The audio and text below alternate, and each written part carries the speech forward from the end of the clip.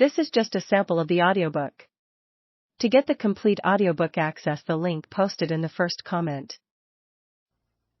Chapter 19. Scott Base. Although Ed had met Fuchs several times, he could not claim to have even begun to know him until they shared a small ship's cabin as they sailed south on the Theron from Montevideo to the Weddell Sea in December 1955. Ed, who had been invited along as an observer, would have preferred a cabin with one of the other 3 Kiwis on board, his old friend George Lowe, or his deputy leader Bob Miller, or chief pilot John Claydon. But Fuchs decreed otherwise. It was a first lesson. Bunny Fuchs didn't discuss preferences. He made decisions. George Lowe observed with fascination the differences between Bunny Fuchs and Ed Hillary. He noted, as did others, that Fuchs was not in the habit of sharing a problem or seeking advice from anyone. As he put it, "We did not sit around as a party discussing the pros and cons of a move. Pros and cons were announced by Bunny, who worked them out in camera."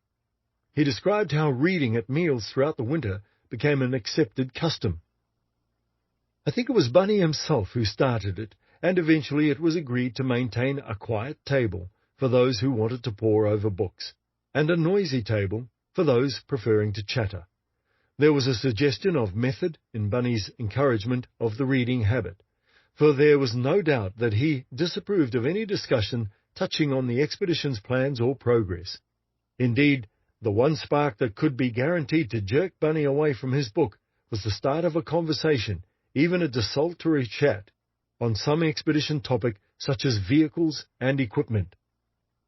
One day, a group of 3 or 4 were listening with interest, while Jeff Pratt held forth on the subject of the gloves we wore. "These things are no bloody good," said Jeffrey. "I wouldn't mind betting I could design a far more efficient glove for conditions like ours." Bunny glanced up sharply from his book, took off his glasses, laid them on the open pages, and spoke. "When you know a good deal more about Antarctic conditions," he said quietly, "you'll know more about gloves. Those gloves have been designed after years of experience, and I think you'll find they do the job they're intended for." Bunny replaced his glasses, picked up the book, and went on reading. After his intervention, the glove topic, like many another, was dropped.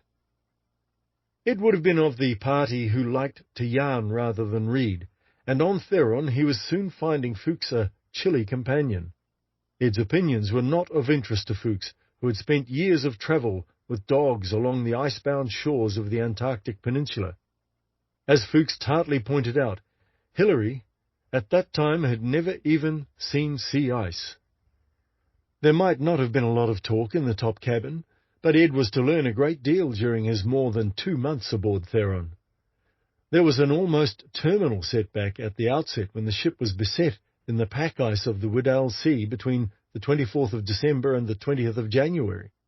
Not many ships had entered the South Weddell Sea, but the consensus, such as it was, had been to keep east until open water to the south gave passage to Cape Norwegia on the Antarctic continent. From here, the prevailing easterly winds would briefly open a providential lead of hundreds of miles of open water, skirting the ice cliffs of the continent.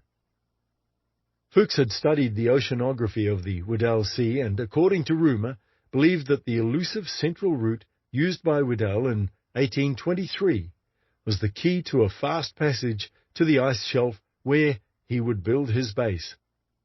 In his accounts, Fuchs avoids giving reasons behind his decision to enter the ice at a point less easterly than other vessels that year. He made an enigmatic journal entry on the 23rd of December. "Purposefully entered the ice as far west as 30 degrees west to allow diversion to the east." Whatever the reason, the reality was that soon they were being slowed by thick sea ice. To compound their frustration, radio contact with the Royal Society's IGY vessel Totan showed she was making fast progress out east. There was additional annoyance for Ed. When expedition meetings were held, when Theron was immobilized in the pack ice, Ed was not invited to them.